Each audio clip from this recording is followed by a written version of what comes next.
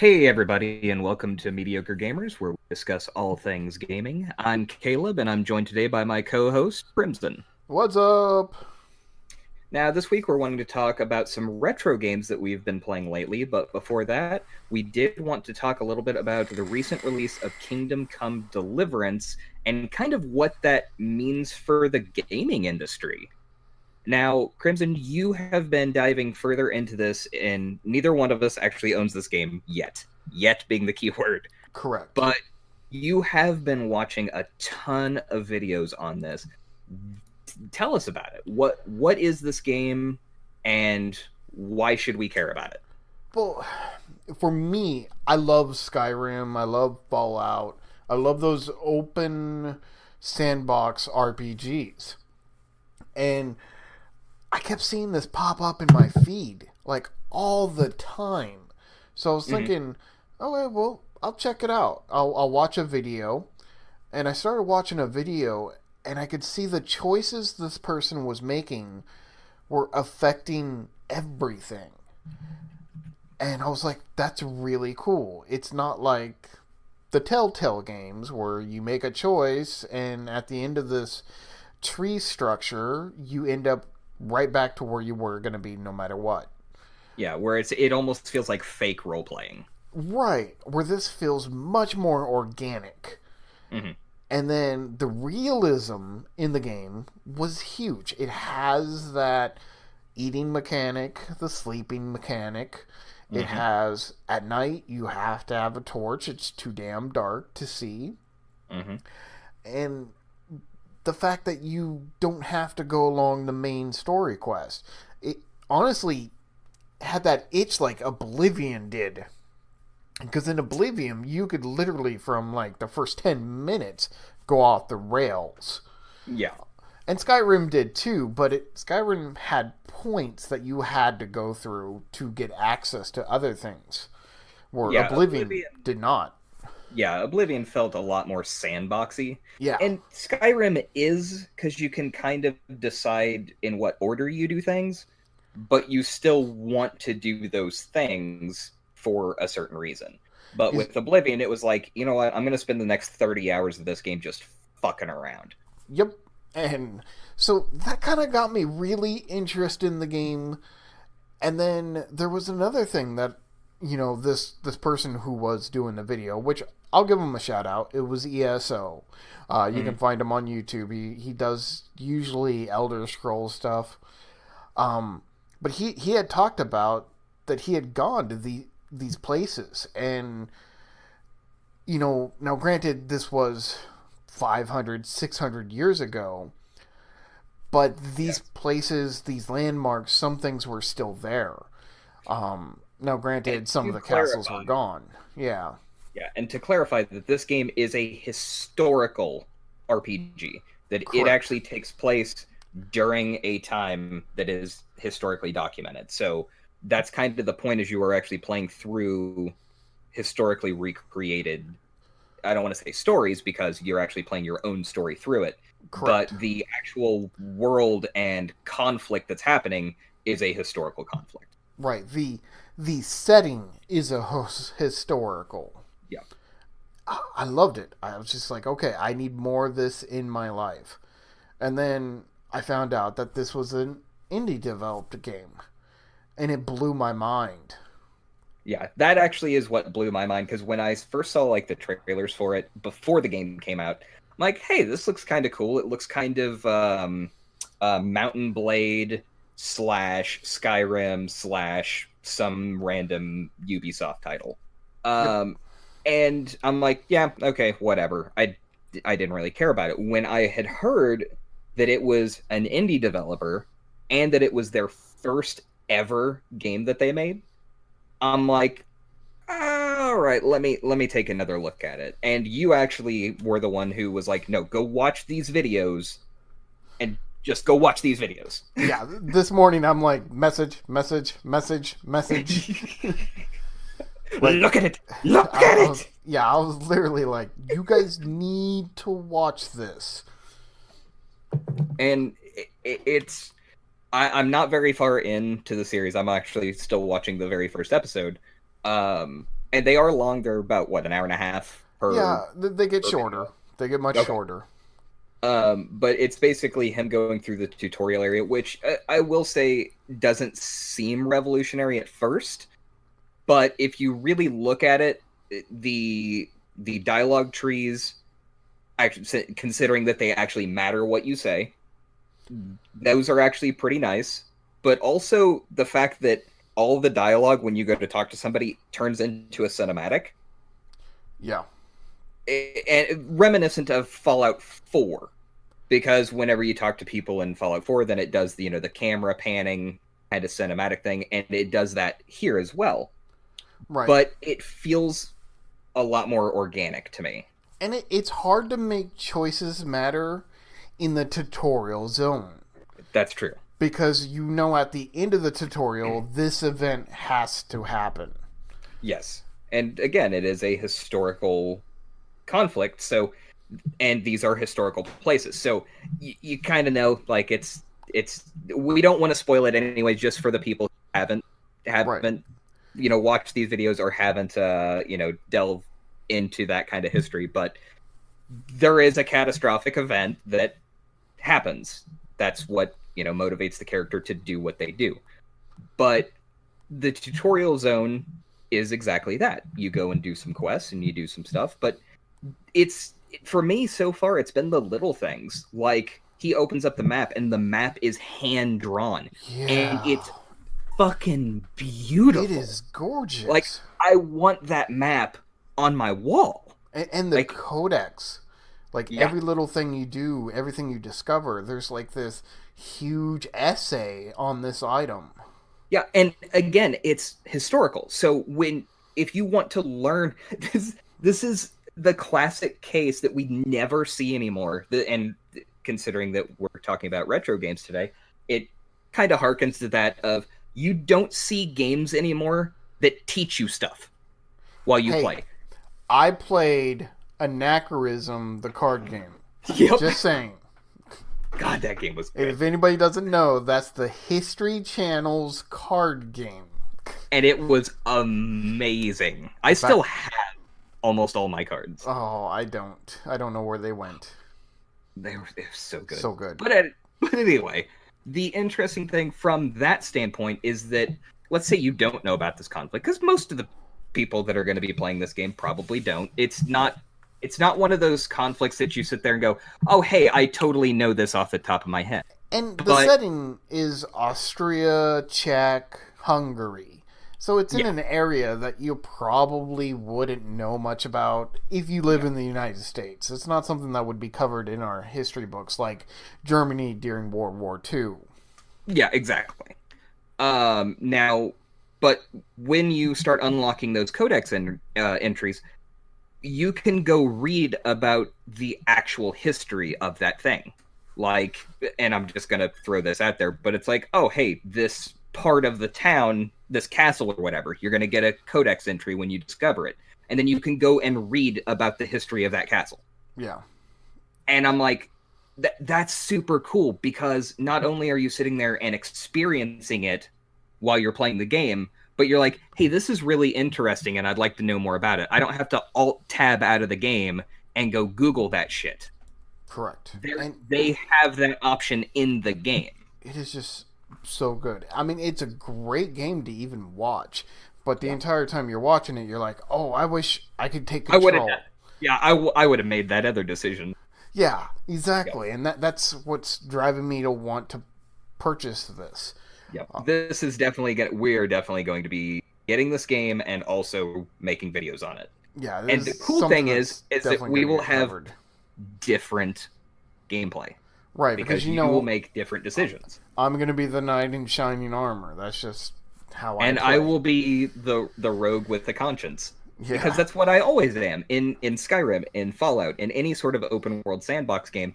My first playthrough is almost always I don't want to say a stealth oriented character, because I seldom actually stealth. I just do the, stealing and backstabbing and rogue like things. But I always try to do them in a way that's either minimizing the how many people are victims, or doing it for the right reason. Like, The I'm gonna Robin Hood. exactly. I try to play more Robin Hood type character. Yeah. Now, usually on my second playthrough in games like my second playthrough of Skyrim, I was kind of a paladin.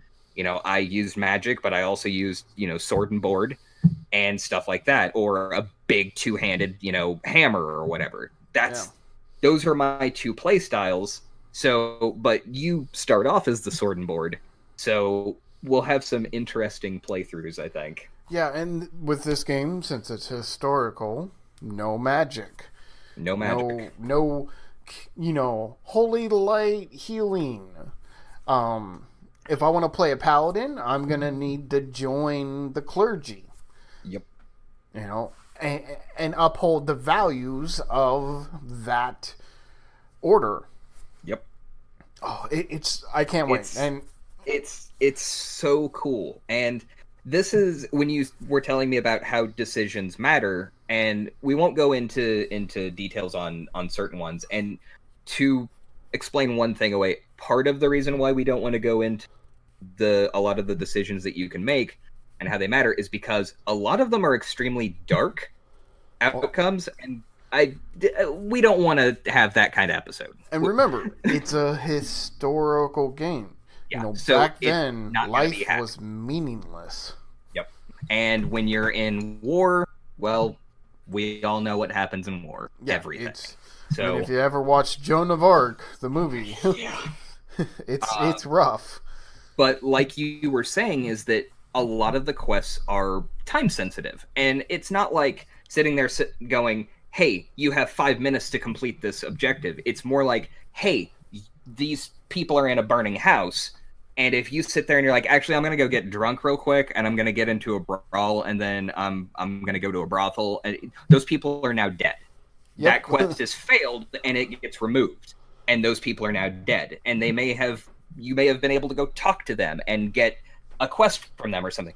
I don't know. I haven't played it yet, but that's kind of the theory of the game, is that your decisions matter. Yes, and that kind of aspect of gameplay is what draws me into a game. That's why Mass Effect is my all-time favorite game series, and always will be, is because every time I play through it, I can make different decisions, and those decisions matter. If I fuck something up, Garrus might die, and then I have to just delete that save and start all over. But, it's that kind of thing. And, of course, Mass Effect is still a linear series of, you're still going to end up at this point. But the things that happen on the way will change. Which is what we're looking at in this game, too. There is a linear story. Yeah.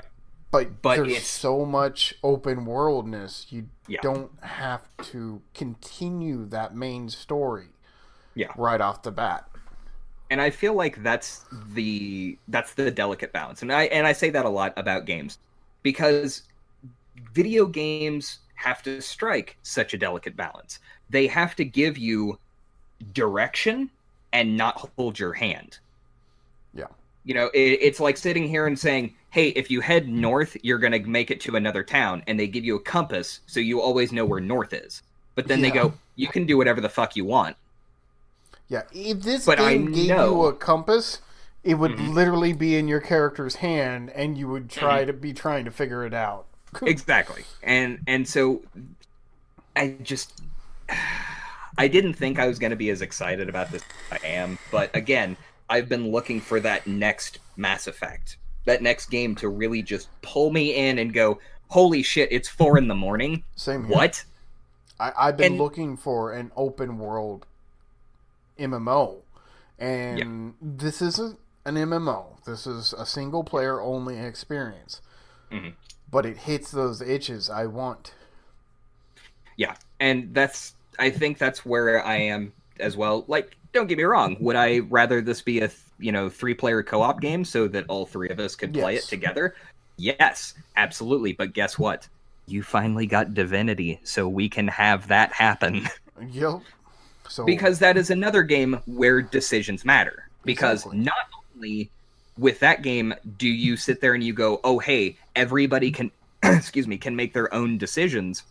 and they drastically affect the world, but you could accidentally get a quest giver killed and they will never come back. So I played a little bit of Divinity just to kind of get used to the controls. Yeah. I died on the second fight. Yep. Yeah. It's not an easy game. No. That's a game where you need other players to play the game. And eventually you will get, even in like a single player game, you will get more party members. Yeah. And it will be very similar to one of the games that we're going to be talking about here in a little bit, which is Shining Force 2. Yep. Or Secret of Mana, Final Fantasy, any game that's got that turn-based, squad type of gameplay. In fact, let's move in to our retro stuff. We will talk a lot more about Kingdom Come when we get a chance to have our hands on it. Yeah. It's going to be a segment.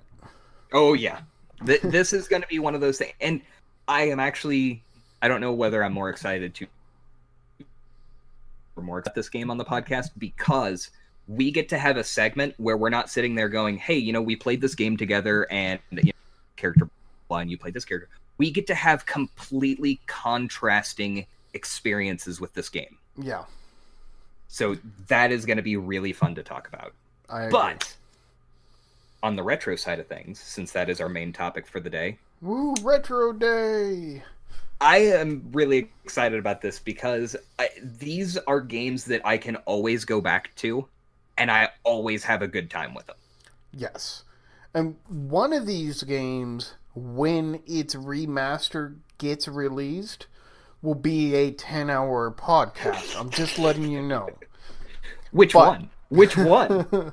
I think you know which one. And so will the viewers when they Yeah. when they hear the name. Yep. But let's start with one you have been playing Secret of Mana, right? Yes, this one was recently remastered. Mm-hmm. It is a 1-for-1 remastered. Okay. Kind of what I wanted from the other game that's in the process of being remastered. Yeah. Which I don't think we will get in that scale. And we will discuss that a little bit as well. Yes. But for Secret of Mana, it is a true 1-to-1 remaster. Everything is there. Even the weird shit that you're like, I hope they fix that. They didn't. They kept it in. A good example is in Secret of Mana, when you attack something and you knock them down, and then you attack them again, it almost like the hit doesn't register till they get back up. It's like a delay, and that used to be acceptable on the Super Nintendo. That was fine. Sure. With processing power and stuff like that. They kept that shit in. That's actually hilarious. It is. This is one of my all-time favorite games of ever.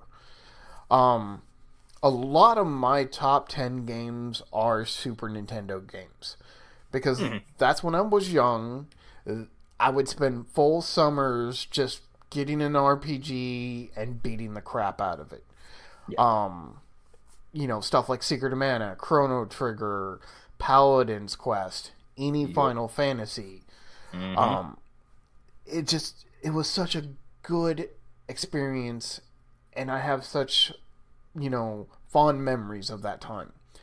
Secret of Mana was one of those games. In fact, this was one of the games that, to me, that made me remember the name Squaresoft. Which when it was Squaresoft, my God. Which it is no longer. It's Square Enix. Yep. Enix is good too, but the two companies merged. Yep.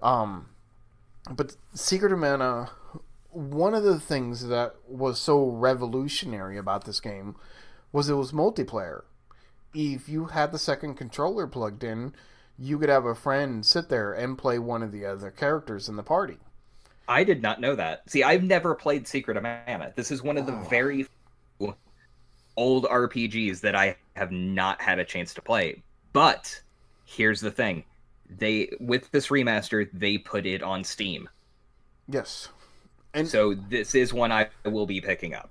And I will say, the original Super Nintendo one still holds up. Graphics are still perfect. Yep. It is nice to see the new graphics and have the voices, although the voices are terrible. Oh no. Like, it's voice acting, they did not blow their budget on voice acting. But it's okay, and it's well enough that it's fine. Um, but Did they get Roy DeTrice for it, the guy who does the Game of Thrones audio? no, And then Sansa said, it's more like they went to a high school and found all the stereotypes. "No." Yeah, Oh. so bad. But it's still a fun game. The mechanics of this game were way different than any other RPG that had came out during that time. Most games were still just copying Final Fantasy 1. Or Zelda, which this has a little bit of Zelda feel, Okay. but not quite. It's just so interesting how the mechanics of the fighting, magic, all that stuff works. But it worked really well, and then it was folded over like a fajita in a good story. Okay. So I definitely suggest if anybody has any inkling to pick this up, you played the original, this is definitely a buy. I would definitely buy this game. You will not be sorry, especially if you enjoyed the original, because it is the original. Yep, and it is on Steam for $39.99, right? Yep, You'll be able and to pick it up PlayStation a bit 4 for cheaper. the same price. Yep. And it works really good with the controller. In fact, I would say the best way to play it is with a controller. If you buy it on Steam, use a controller. And it just so happens that I have a PS4 controller for my computer. So there you go.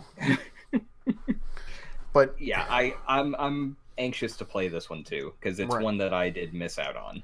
And it had some good things. Like, the music in the game is some of the best music ever in an RPG. I mean, it's so iconic to Secret of Mana. Mm-hmm. The story is great. The characters, you get 3 characters. And the thing is that you could, in this game, the sprite gets all the battle magic. The girl gets all the healing magic. And then you don't get any magic, but you can imbue your weapon.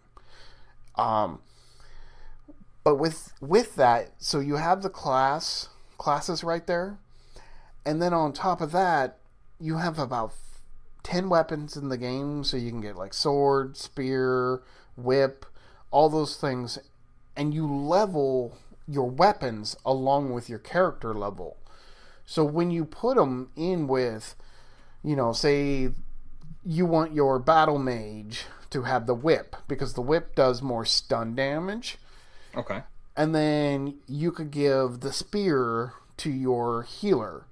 So that way she has a long range attack. So that way she's not getting too close. And then you would probably use the sword. So that way you're up closer. I gotcha.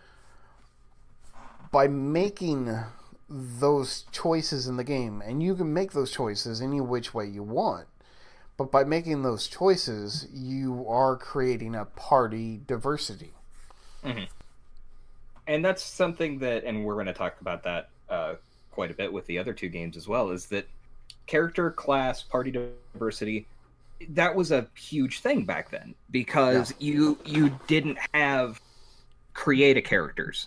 You had, hey, this guy does this girl does this guy does this, and so on and so forth. And you could kind of tweak their playstyles a bit, kind of like what you were saying with giving them different weapons. They did different things.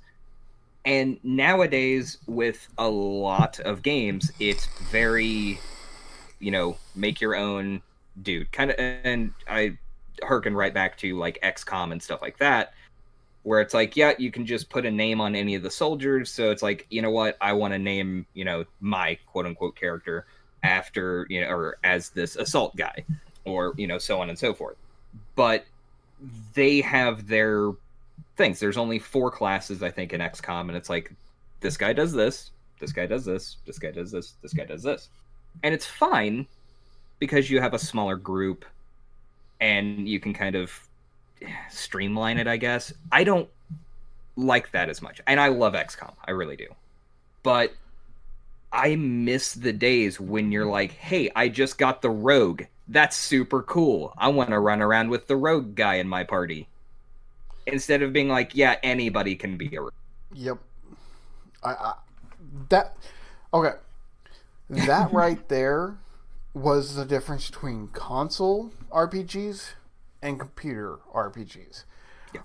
Console RPGs, generally, you took over the story of a hero. Yeah. Computer RPGs, you created a hero. And I feel that there is a place For in both. everyone's collection for both, yes. Yes. Because I like a game like Skyrim, where I get to kind of craft my own story. And again, like Kingdom Come, where, there is an overarching story of this is the conflict that you are creating your story in, but you get to do everything. But Same sometimes with you Mass just Effect. want to be Nathan Drake. Yes. Sometimes you just want to play a game as, Cloud or Squall / Leon, the new generation. His name's fucking Squall, by the way. Fuck Leon. Leon's a bitch. It's Squall. Cut your hair, you hippie. But yeah, I guess it's since I've transitioned over to being a computer gamer quite a few years ago, that I haven't really gotten that experience in so long, other than playing retro games like the ones we're talking about, of just being able to dive in and be like, yes, I get to make some decisions, like which characters attack which and which characters have these weapons, but I'm playing through a story. I'm being told a story. It's like playing a movie or playing a book. The outcome and the things that happen are going to happen no matter what, but it's the experience. And that's why I appreciate a lot of these retro. And the other thing is, and we're going to talk about this as well, is the time to beat. And this is kind of it's not really a controversial topic, but it's kind of a contentious topic these days, of games are short. And I don't like it. Well, no, like when you look at, for instance, let's take Shining Force 2, which is a game that we're going to talk about. Right. The old RPGs took forever. They took forever. Games like Zelda, Sonic, Adventure Island, Mario, they were short. Yeah, because you had no save button. Yeah, you had to beat them in 3 hours, because if you didn't, you had to start over. Yeah. But I really appreciate these, once the save mechanic was the thing, because, and that was obviously a kind of an RPG-centric thing. It started with Zelda. Yeah. And you had these little cartridges that you couldn't hold anything, especially by modern day standards. Yeah. But they had a 40-hour game on them. Yeah. Or a 20-hour game, or however long. But like Shining Force 2, of course, I know that game like the back of my hand. I could probably recite every decision that you need to make in every direction that you have to go from memory. And same with the other game we're going to talk about. So speaking of Shining Force 2, that is the game that you've been playing recently, correct? It is. It is. This was the game. So a little bit of backstory on how I became a gamer. I grew up. I had a NES, and then I eventually got a Genesis. I never had a Super Nintendo. I was the Genesis kid. But I remember I had gotten a Sega Game Gear for Christmas one year. And my parents got me Shining Force and the Sword of Hasia. Now, this is a far lesser known Shining Force game. In fact, almost nobody actually knows this fucking game, because it was on Sega Game Gear. And I remember playing that on our way to my grandparents' house for Christmas. And my brother could not figure out what the point of the game was. And and I have an older brother that I don't claim, only in this instance, but he couldn't figure out the point of the game, how you're supposed to move on, so on, because we had never played anything like it. We'd never played a strategy RPG. And I remember I got my hands on it, and we were actually going to take the game back because we couldn't figure it out. And I remember the moment that it clicked in my head in the very first battle, and I go, okay, I actually move the characters, and then I select who to attack, but they have limited movement range. And I'm like, limited attack range. and a limited attack range. And I go, I think I understand what I'm supposed to do. And the moment that I completed that first battle was when I knew. It's when I knew that I loved this game and loved this type of game. And that's why I loved Final Fantasy Tactics. That's why I love XCOM. The idea of having to strategically move and attack based on threat assessment was such a cool concept. And Shining Force, when I was a kid, that helped me with math. It helped me with reading. Like, again, these are games that taught me things. And I remember when we had, video stores, we had the Genesis, and we never owned Shining Force 2. We couldn't afford it. It was expensive back then. Yeah, games back, especially long RPGs.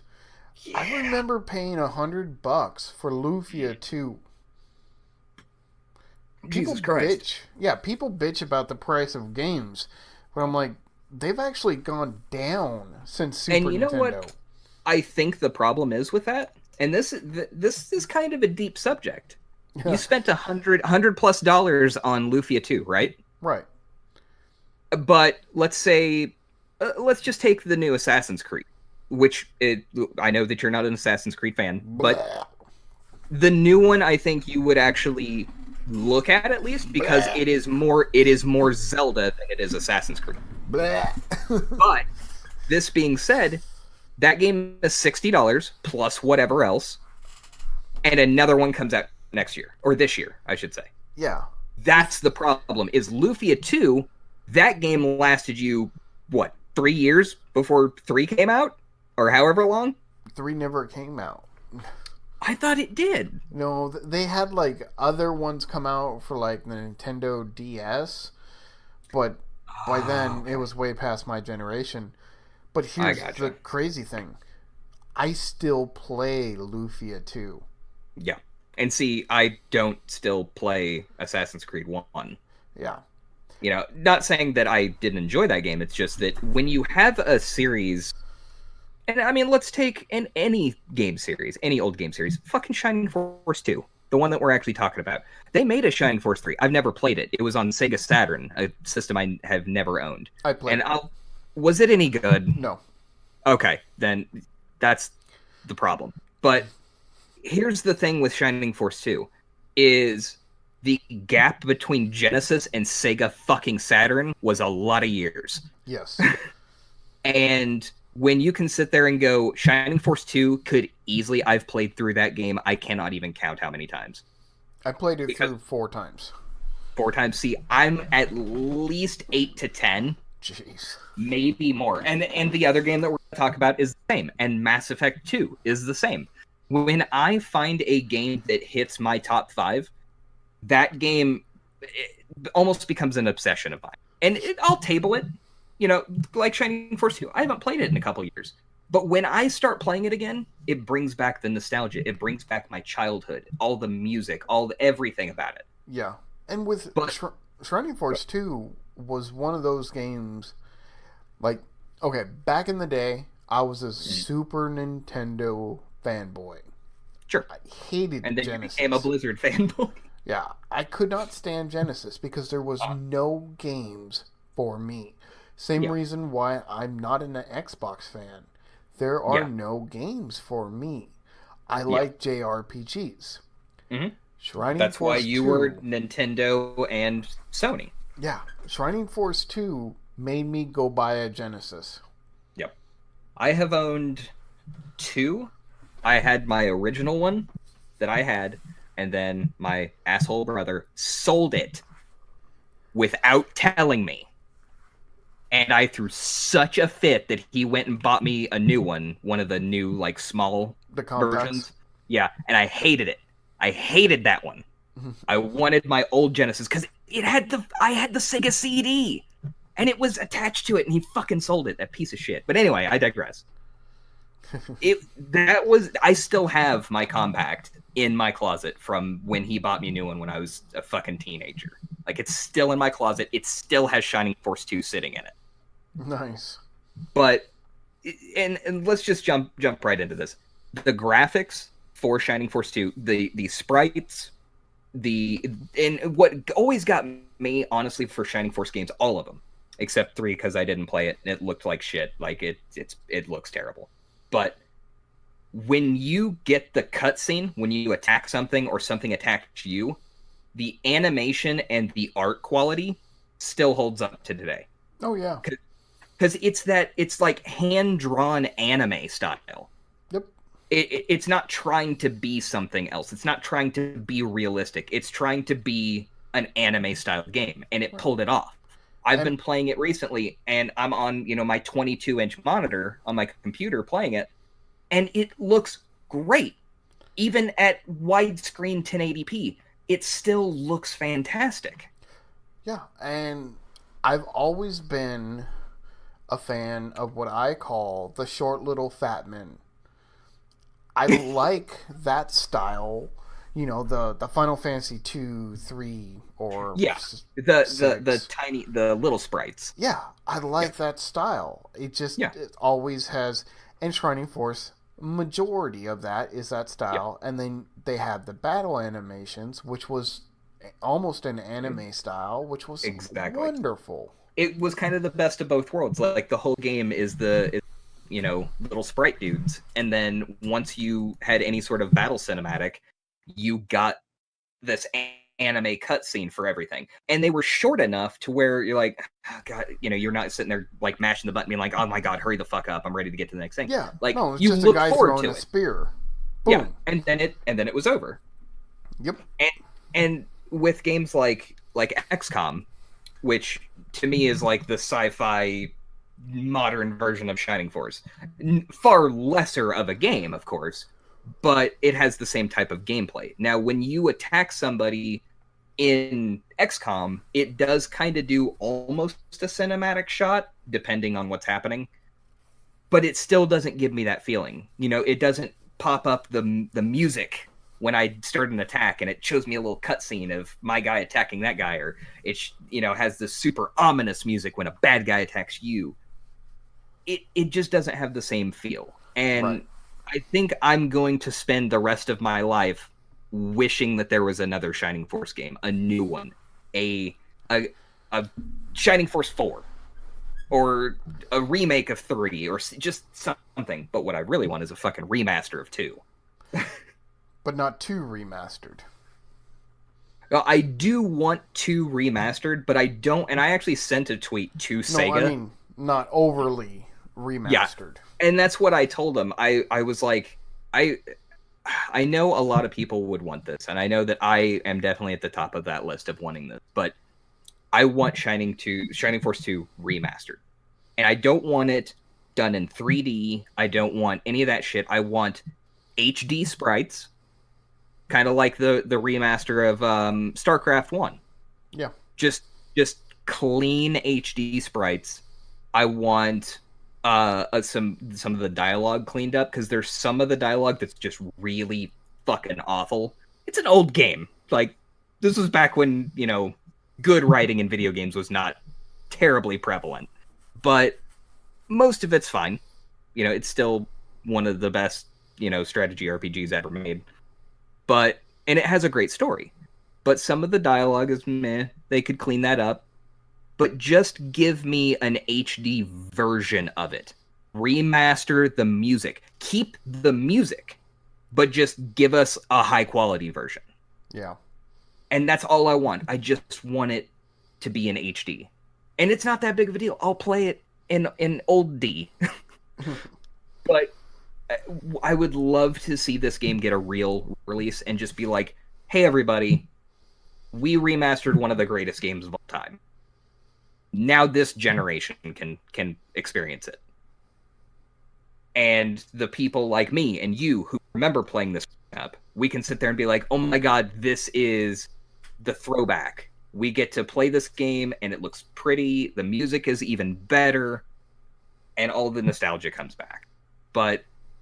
And that is one thing that strikes me with every video game. If the music is not good, and I know this sounds petty, but if the music is not good, I'm not going to have a good time.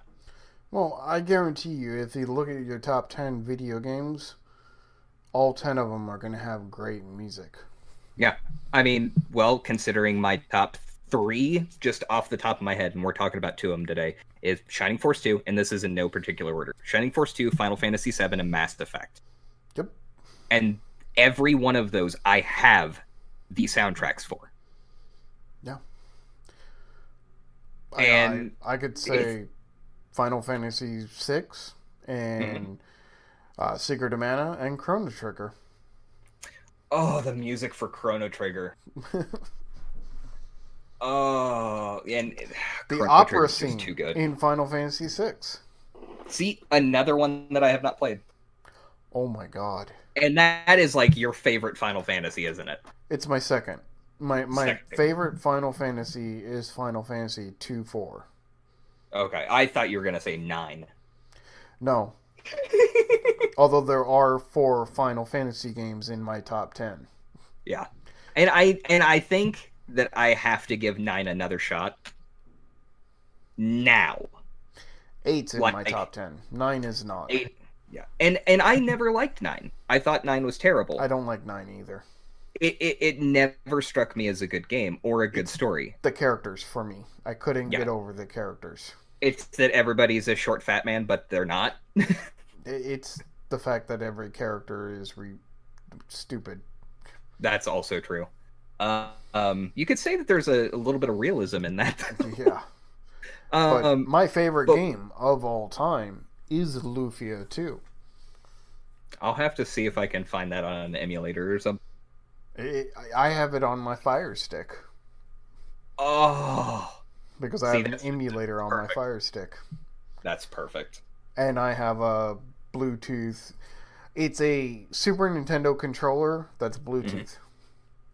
Nice. See, that's best of both worlds right there. Yep. Now back to Shining Force 2. And we kind of talked about this already, about the music. We talked about it. It was kind of the granddaddy of strategy games. Like, so many games that have come out since then have really used it as kind of the platform. Look at Final Fantasy Tactics, and it's like, yeah, this is Final Fantasy's version of Shining Force. Yes, it is the granddaddy of the turn-based strategy RPG. Yep. And I feel like it holds up so well that if you handed me a copy of Final Fantasy Tactics and a copy of Shining Force 2, I'm going to play Shining Force 2 first. And that's not a shot at Final Fantasy Tactics, but it's just everything about Shining Force 2 was great. Yep. And solid. And Final Fantasy Tactics is fantastic. But it never gave me the same feeling that Shining Force 2 did. I never finished Tactics. Really? Yeah, I played it at least to the very end, but never finished it. And see, you've played Shining Force 2 4 times. So that there you go. And to get on to plot for Shining Force 2, this is a very simple but solid plot. This is a Japanese game. Yeah, it is, and it is a classic, fantasy story. Yep. A bunch of poor school kids stumble upon a plot, basically to take over the world.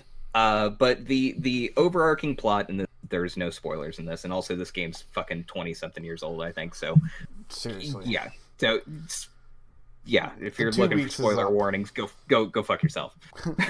Go play the damn game.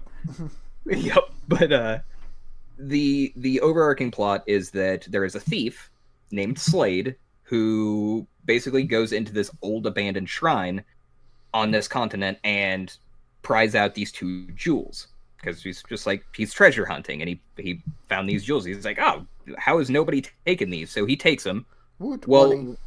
What he doesn't know is that those jewels were actually the seals for a basically portal to hell. And so by doing so, he basically opened the gate, and your characters kind of stumble upon this plot of that once the gate was opened, demons started flooding out. And one of them takes over the king in your castle, which is like literally the very first battle is when that happens, and takes over some of the other royalty on the continent, and is basically trying to create all-out war on this continent. And you end up, and this was actually kind of revolutionary for this time, was you didn't even stay on the same continent. This is a game where you actually start on the continent, and after playing for a few hours, you end up having to be exiled because your fucking whole city gets swallowed up by this demonic gate. Yeah, I remember the first time I had to go find Mithril, and oh my god, I wish the internet was around at that time. Yep. Oh man. So hard. God, it was so tough. Nightmares. And you end up going to a whole nother continent, which is massive, and you get to explore all of it. There's so many places you go to. Obviously, it's a linear game, but you can still move around. Like there's a world map, and you wander around freely. But you also get to come back to your old continent after the catastrophe. And so the world actually changed, and places aren't there anymore. And people have different stories when you talk to them because they've been through some shit. It's that kind of game. But you're basically, the overarching plot is you're trying to stop the ultimate evil that this Slade character has released. And Slade actually ends up becoming a character in your party. So it's just a solid old school fantasy plot. And with the character and class diversity, you get to eventually have, I think, 12 characters in your party, like in battle at once. Yep. And every character is unique. Every really character will and they learn different upgrade skills into unique trees. Yes. And this was the first Shining Force game, because there was some of the handheld titles like Sword of Asia, which was the first one I played, Shining Force 1, of course, which kicked it all off. And Shining Force 1 is called Shining in the Darkness. That is actually incorrect. Really? Shining in the Darkness is part of the Shining series, but it is actually an offshoot. That was the first-person dungeon crawler. That was the first one I ever played.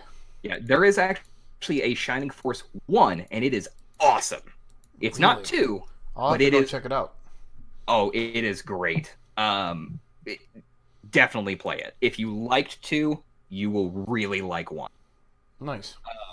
But every character levels up individually, like they get experience for attacking, killing stuff, blah, blah, blah, whatever.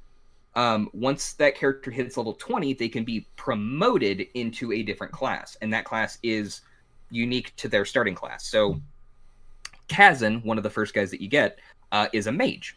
Well, then he can be promoted at level 20 into a wizard. You're a wizard, Kazan. You're a wizard. Now, this was the first game that also allowed for a different promotion. So throughout the game, you end up finding these items. They're always in the same place, but you just find them in treasure chests, or for the some enemies will drop them. But they are special items that when you go to promote a character, it says which class do you want to promote them to. And they are unique to that class. Like the Vigor Orb will promote Sarah, the priest, into a monk instead of a vicar. And I always promote her to monk. Because instead of her becoming this kind of like really powerful healer, she becomes a combat healer. And her with Peter, they are literally always my highest damage dealers. Because Peter is easy mode. Once you get him promoted, you can just send him into battle on his own. Yeah. But that was really interesting to me, because whenever I play through it, I can be like, you know what? I want Kazan to become a sorcerer this time. And he literally summons Greek gods like Atlas, the Titan, and I can't remember, Mars, I think, was one of them. So that was super cool. And I really like that aspect of you can kind of tailor your group because you end up getting like 40 different characters and you can take 12 into battle. And it's Yeah. probably not 40, it's probably close to 30. But you end up getting like 30 characters throughout the game and you can choose which ones go in your party. And it's just awesome. And I loved it. But let's move on to the pinnacle game that we're going to discuss. Probably easily in our top 5, both of us. I think anybody who has played this game, it's in their top. Say just fun telling. Yeah. And that is Final Fantasy VII. And this is another game that I've been playing lately because, again, I got my PS4 controller on my computer. So I'm like, you know what? I want some nostalgia. So it's Shining Force 2 and Final Fantasy VII. I mean, what can you say about this game? It is good. It's a masterpiece. It really is. This was also the first Final Fantasy game that I ever played. My grandma bought it for me. See, I was lucky. I did get to play the other Final Fantasies. Yes. Actually, I played a lot of them. Yep. But this was the first 3D Final Fantasy. Mm-hmm. Final Fantasy series like to change up how their combat system works, how their magic works. And I have to say, this is probably the greatest magic combat system in any Final Fantasy game. Period. Yeah, if you really want to talk about class diversity and character diversity, this is it. Mithril is where it's at. Yeah, when you have a materia system, or materia, you call them materia. Yeah. I've always called them mithril. Mithril is the shirt that saved Frodo in Lord of the I Rings. know. The materia system allows you to basically slot spells into weapons and armor, and that character gains access to those spells. And there's like augment materia, so like they're all quote unquote materia. Yep. That if you put it in a linked slot in weapons or armor, that whatever the other materia is, so like let's say you put restore in one and all in the one link to it, then your restore, your heal, is going to hit your whole team instead of just one. Phoenix. Oh no! That's all I gotta say. Counter Knights of the Round, and you just sit there and you put Make your a controller sandwich. down. You go make a sandwich and then eat it, and then in a minute after that, you'll probably be able to pick up your controller and play again. Yeah. But it that revolutionized the magic system in games. It really did. And player choice, for me at least, because you got to sit there and go, I want these characters, and the character and class diversity came down to what limit break do you want? What kind of party do you want this to have? Or who do you have the ultimate for? Yes. And also just who's your favorite characters? Vincent. Like, yep, I was always, obviously you have to play Cloud, but it was always Cloud, Tifa, and Vincent for me. It was always Cloud, Vincent, and I would sub in a third one. I personally liked Eris until you couldn't have Eris. She dies, everybody. The game's old. She's dead. There's no spoilers in this episode. Fuck that bullshit. Oh my god. And that was, and obviously there's everybody saying, oh, well, they've never, that was something they've never done. Well, actually, they have killed off characters in the older Final Fantasy 2/4. Yep, I'm going to do the /4. I will always call it 2. But the twins... Was that the one with Cecil? Yes, that's the one with Cecil. Oh, I love that. The twins turned themselves to stone to stop the wall from crushing the whole party. That was the first time I ever cried in a video game. Yep. Now, yes, I cried when Eris died. Yep. But I had played... And then you vowed vengeance! Yeah. Fuck Sephiroth. Yep. Although the coolest villain in all Final Fantasy. Yeah. Coolest villain in all of almost anything. Yeah. The villain Uh, you want to be. yes, maybe with a few less, Mommy things. issues? Yeah, that and just overall baggage. Like, dude's got problems. But no, the nice thing about this game was you got attached to the characters, Yeah.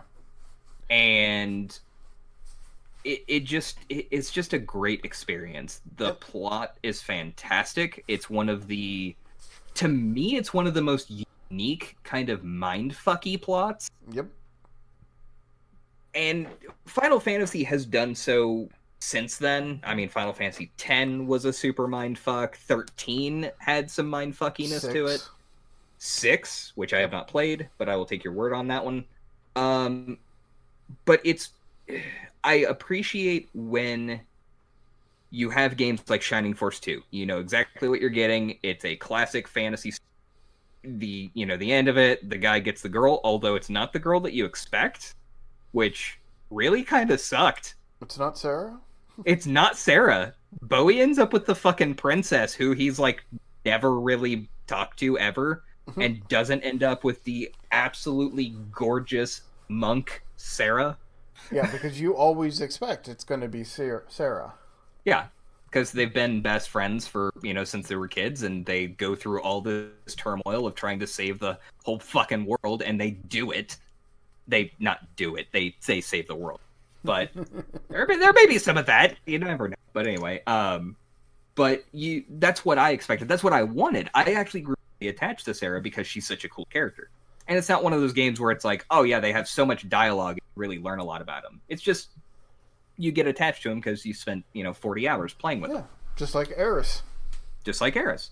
Although Eris does have dialogue, and then it makes you feel even worse when she dies because you're like, damn it, she was actually just a solid, good person that was trying to do the right thing. And if you don't know she's going to die because there's no internet at the time, so there's no spoilers, and you play as Eris as the main party, Yep. a main love interest. Yep. I mean, you go through the game the very first time you're going through it, you're like, oh, Eris is my babe. And Yep. then, fuck you, Sephiroth. And see, when I first played through it, again, the spoilers weren't out there, so I went into it, and Tifa was and will always be my personal favorite, and that's literally just personal preference. But when Eris died, I was upset. When that happened, when that cinematic hit, I was like, you son of a bitch. Yes. And it became personal, and that really speaks volumes for a game like this. Any game that gets an emotional reaction out of you. When you sit there and you're like, I'm gonna fucking kill this guy. I don't care that I've got 30 more hours in the game before I get to kill him. I am going to stay up until I fall asleep at my TV. Omni-slash this motherfucker. I am gonna Omni-slash that mother... But that's where this plot comes in. That's why this plot was so good, is because that happens, and then you start learning about Sephiroth.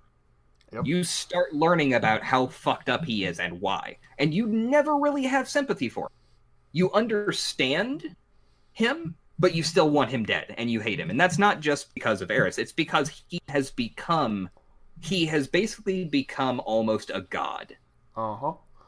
And you're like, this dude is going to destroy everything and everyone because of his fucking mommy issues. I want him dead, and I'm gonna kill him. But there's so many great side characters. There's so many great side stories. You've got Shinra and the Turks. You've got all the do what? All the Lucan or whatever. Yes.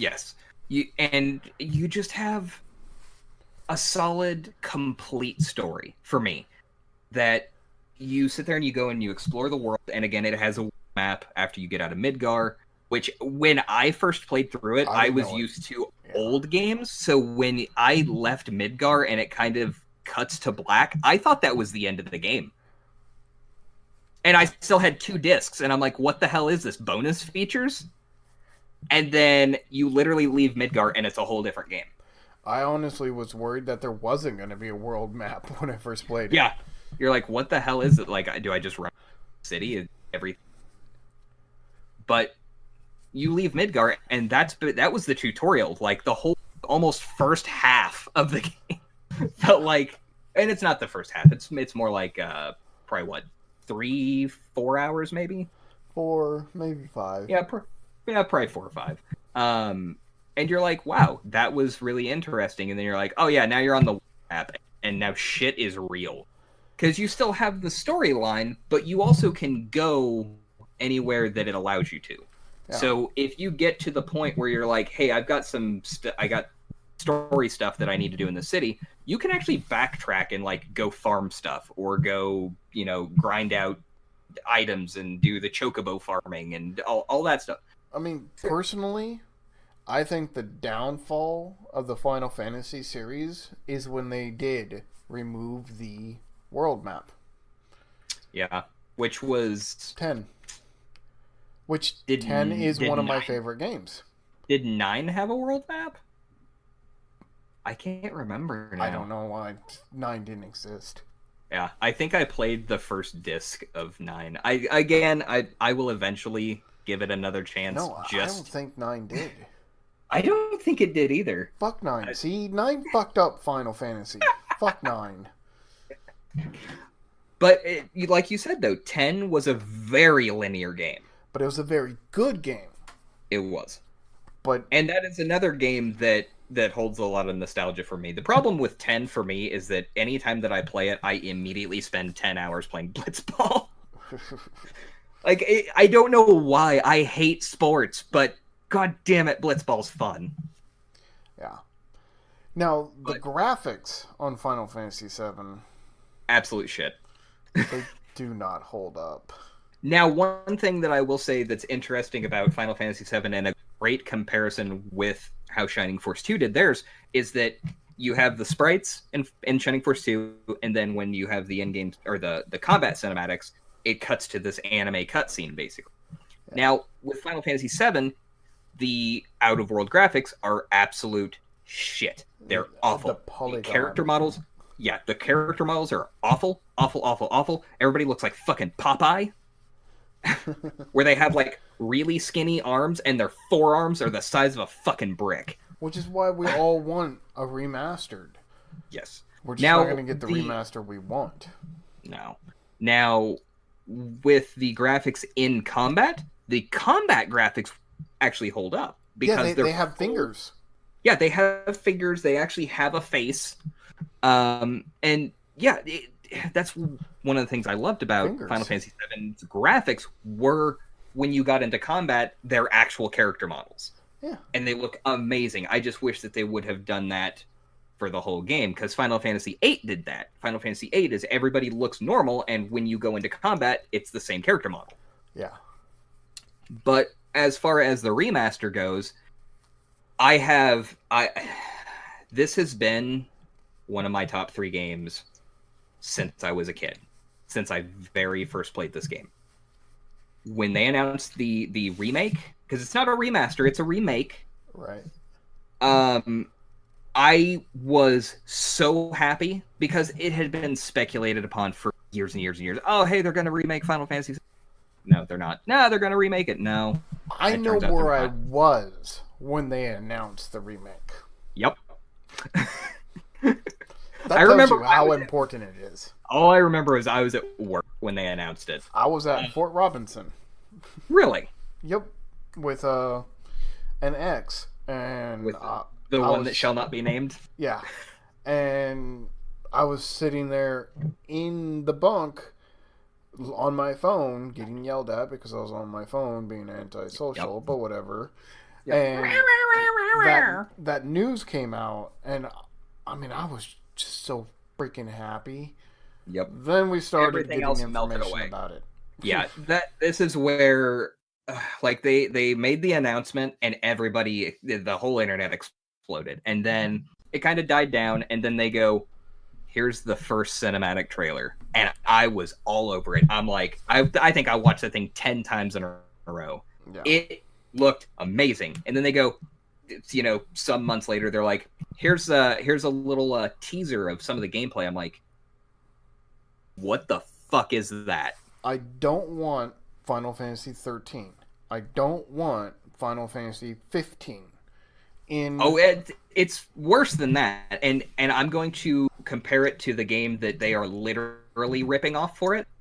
And there is a place for that game, that franchise, and I loved that franchise. Final Fantasy VII is not fucking Kingdom Hearts. No. If I want to play Kingdom Hearts, I'm going to play Kingdom Hearts. And I loved Kingdom Hearts. I loved 1 and 2. And I'm definitely interested in 3 when it comes out. But Final Fantasy VII is my baby. Yeah. This was the game that really solidified me as a gamer. I want the screen to break when I get into combat. Yes. I don't want to move around in combat. No, I do not want to have control of my character and run around and hack and slash. I want turn-based. I want just fix the fucking graphics. That's all we wanted. Yeah. That's literally all we wanted. We actually wanted an HD. Pardon me. We wanted an HD remaster. We did not want a fucking remake where they go, actually what we're going to do is we're really going to like change the whole game. Then make a new Final Fantasy. Yeah. Don't go, hey, you know what? Final Fantasy 15 was meh? Garbage. Like, I've heard it's good. Garbage. Yeah, I've heard it's garbage. Is it really? It's garbage. Is it? That combat system can go fuck itself. Okay. It's terrible. Because it's basically that they go, hey, it's Final Fantasy, and then you play it and it's Kingdom Hearts. And it's not that Kingdom Hearts is bad, it's that it's not what? It's Final Fantasy, and then it's all, oh no, sorry, it's Splinter Cell. What? Oh, it's horrible. It's the worst combat system I've ever played in my life. It is. Oh my god. It's like trying to play God of War inside of Final Fantasy and not have the smooth God of War controls. See, that's upsetting, and that's not what I want from Final Fantasy VII. I just want my nostalgia to be mixed with modern graphics. Yes. And that's the thing is, I feel like they're trying to market Final Fantasy VII to the wrong people. They're trying to sit there and go, hey, you know what all the cool kids are playing? Final Fantasy 15. No, they're not. Nobody really played Final Fantasy 15. No, they should be marketing it to us, because I can tell you right now, how many copies of Final Fantasy do you own of 7?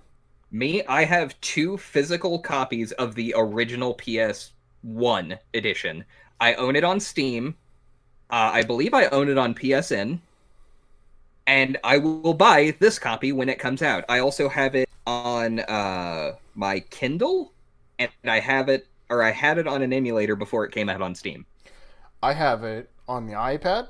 I have it not on Steam, but on PC, because they released a disc version a long time ago, and that is technically the only HD remake or remaster that they've ever done. Is it like an actual? Did they actually like update the graphics for the PC version? They did update the graphics. They're not great, but they are much better.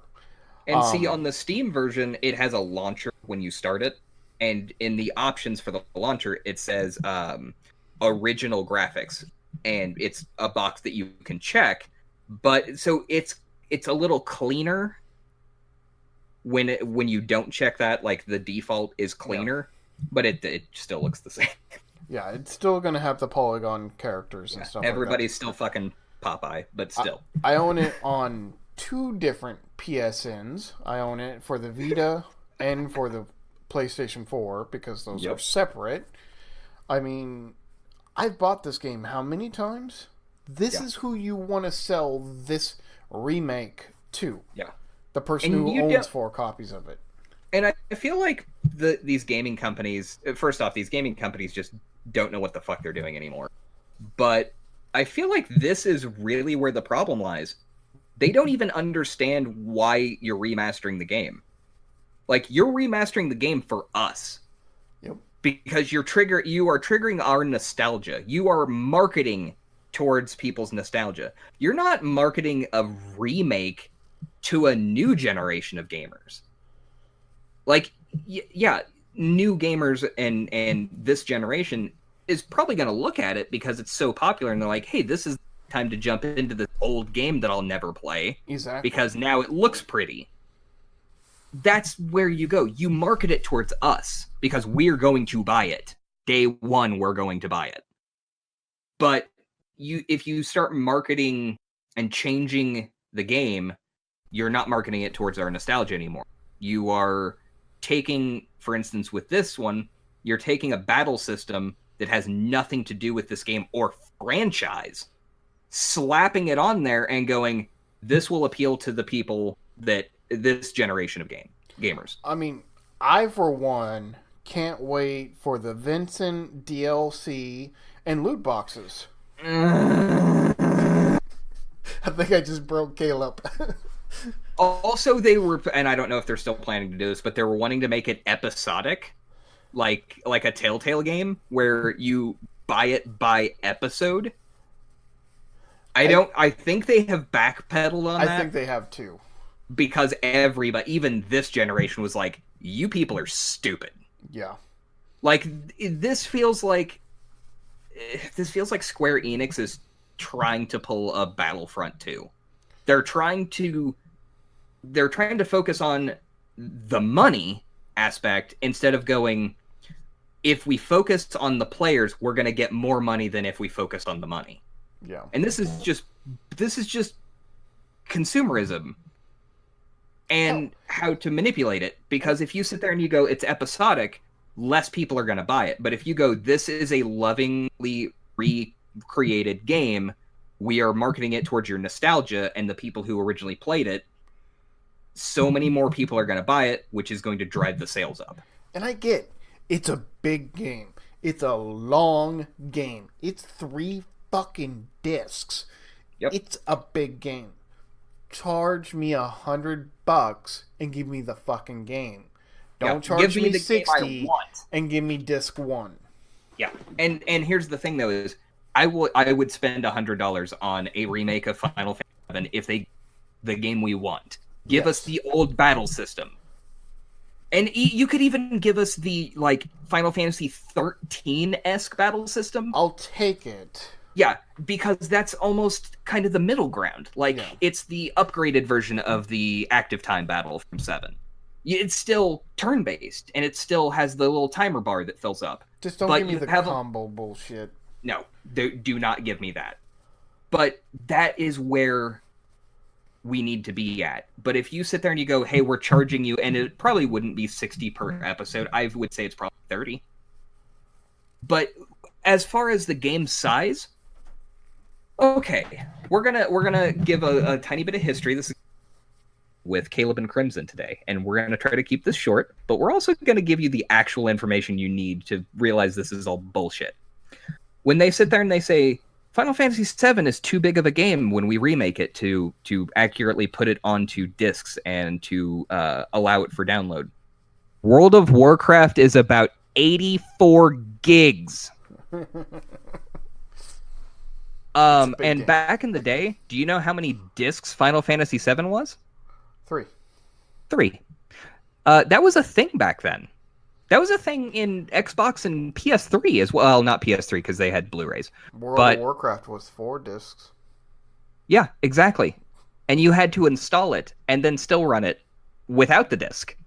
You had to have disc 1 in the computer to run yeah. World of Warcraft. Yep. And then they finally were like, nah, we'll just make it to where it's all ran online. Yeah. But you have games that are... Divinity Original Sin 2 is like a 3 gig download, and that's the compressed version. I know. It ends up being like 60 2 gigs. hours to download. Holy smokes. Yeah, which is a lot for you. Yeah. And you have these games that are huge, and every game gets bigger and bigger and bigger. What was it? The new Wolfenstein, not the newest one, but the first one that came out. Series. Yeah. Yeah, in the new franchise was a 50 gig download. Worth it. worth it. But that's the thing, is they're sitting there saying, it's too big of a game. We can't do it. Really? Because every other company can do it. Well, we can't put it on discs. Make it multiple discs. You've done it before. You're the ones who did it. Yep. You are literally the company who did it. Final Fantasy 7, 8, 9, I think even 10 was on 2 discs. No, 10 was Blu-ray. No, 10 was on PS2. Are you sure? Yeah, because 12 was on PS2. Yeah, you're right. I think I broke Crimson. Damn. Yeah. Yeah. Yeah, 10 was on 2 discs. I think 12 was also 2 discs. Yep. So, fucking 13 on Xbox, at least. 13 was on 2 discs. Wow. This is the company who did those games, and they're like, no, we can't put it on multiple. Fuck you. Don't feed us bullshit. We're the generation who remembers that stuff. Yeah. You can't tell us that. Yeah. I don't care how many discs I have to get or how long it takes to download. Yeah, I just and want the most game of the I want. Yeah, and most of the games are going to be digitally downloaded anyways, because that's the generation we're in. And don't get me wrong, I absolutely love that. I love being able to open up my Steam and have all my games downloaded instead of having to pop out discs. But that's the thing, is I'm going to download it. And I don't have that great of internet. I will literally just leave my computer on for a fucking week to download that game. I don't care. I'm going to buy it and I'm going to download it and I'm going to play it. And I'm going to love it if you give me the right game. Yep. And I don't want to sound like one of those people who's like, no, you got to do everything my way. It's, if you're going to remake a game, don't change everything about it and then still slap the same name and characters into it. Because then it's not the same thing. It's kind of like when they remake some of these movies and they're like, yeah, we remade this movie, but it's also like the characters are named the same. Point Break. It's the same named characters, but it's not the same movie. Right.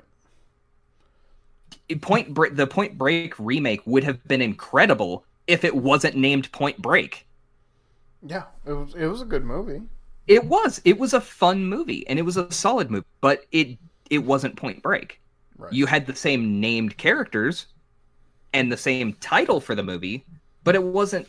Just name it something else, and it would have been a solid heist movie. Here's the other thing: is I think the remake is going to come out on the PlayStation 5 because they're going to want to sell the system.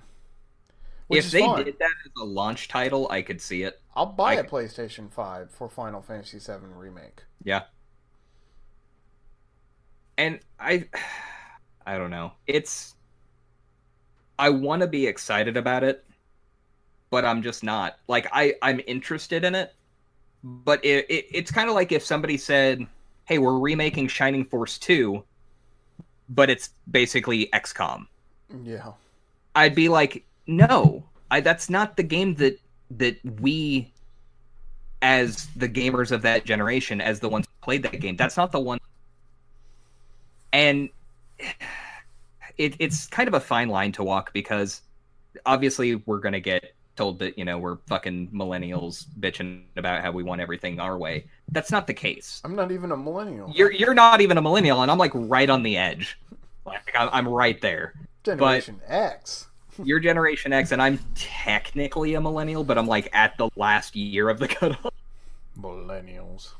Fucking millennials. They're spoiled bullshit. Better than baby boomers. Wanting safe schools and being able to not have to work 7 jobs full time. But the really bad thing is that when it comes to capitalism, when it comes to consumerism, it's about supply and demand. I mean, that's the system that we run on. Now, we have games, and this is where the industry has kind of taken a nosedive, is games like Call of Duty and stuff like that, where they go, hey, we're just going to, give you the same game every single year and charge you $60 for it.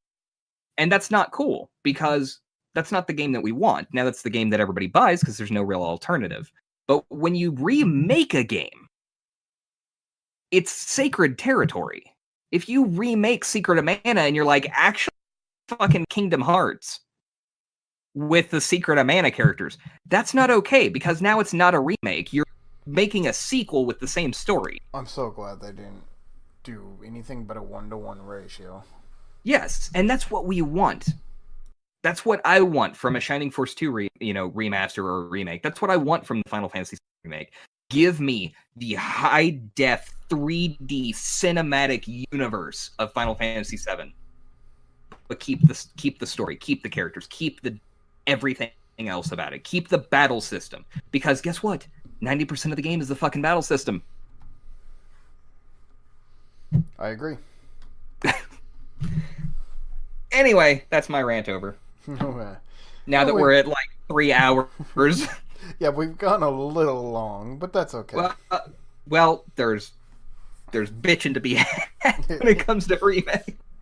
Yeah, let's just hope. Yeah.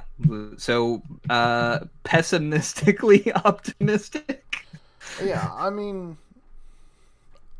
I'm there with them until I'm not. Yeah, I think that's exactly where we need to be. The sad point is, they'll probably still get my money.